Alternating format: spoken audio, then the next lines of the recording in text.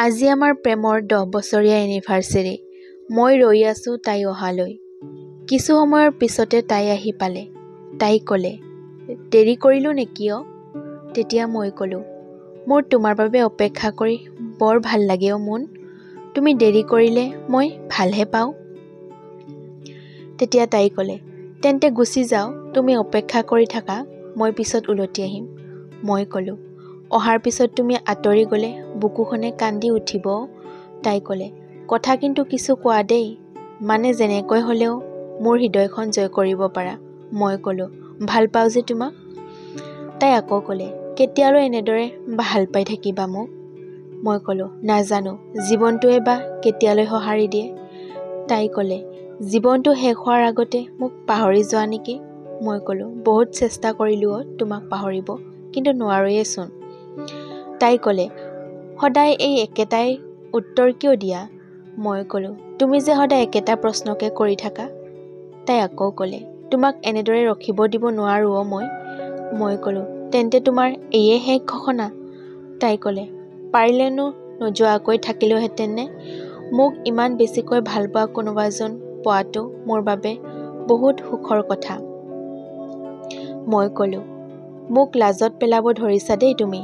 তাই ক'লে, ধেই কি যে কোৱা। মই আকৌ ক'লোঁ, ঠিকেইটো কৈছোঁ। তাই ক'লে, হ'ব বাদ দিয়া, আজি মোৰ বাবে কি প্লেন কৰিছা কোৱা? এতিয়া তোমাৰ লগত বহুত কথা পাতিম মই। তাই ক'লে, মানুহে তোমাক পাগল বুলি ক'ব, গোটেইখিনি শুনিবানে? মই ক'লোঁ তাইক। তাই ক'লে, কোৱা কোৱা। মই আকৌ ক'লোঁ, দিনটো শেষ হোৱাৰ সময়ত তোমাক বিদায় জনোৱা বাইদেৱে বুকু ভৰি কন্দুৱাই অ' মোক। তাই ক'লে, ইচ নাকান্দিবা, মই বহুত কষ্ট পাওঁ তুমি কান্দিলে। মই ক'লোঁ, কিয় নাকান্দিম? তুমি কিয় মোৰ পৰা আঁতৰি গুচি গৈছা? তাই ক'লে, তোমাৰ লগত তোমাৰ জীৱনৰ শেষ সময়লৈকে থকাৰ সপোন দেখিছিলোঁ, কিন্তু কি কৰিম, মোৰ যে সেই সময় শেষ হৈ গ'ল বহু আগতে। তাইৰ চকুলৈ চাই চাই মোৰ চকুলো বৈ আহিব ধৰিলে। তাই দীৰ্ঘদিনেই আজি মোৰ লগত নাই। তাই আছে মাথো মোৰ ভাৱনাতে মই তাইক লগ ধৰোঁ, তাইৰ লগত প্ৰেমৰ কথা পাতোঁ, আৰু শেষত তাইক বিদায় জনাই হিয়া ভৰি কান্দো মই।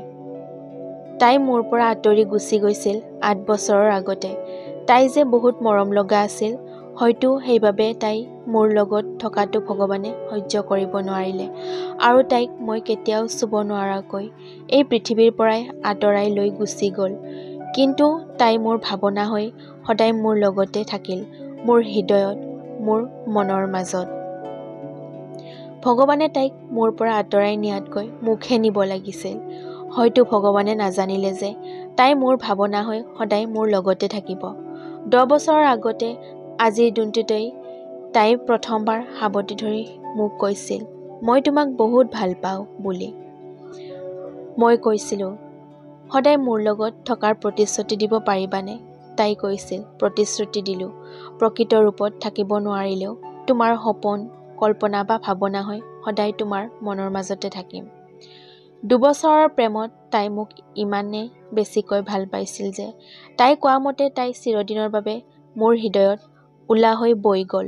অতীতত তাই মোৰ লগত থাকি মোক বহুত সুখী কৰিছিল।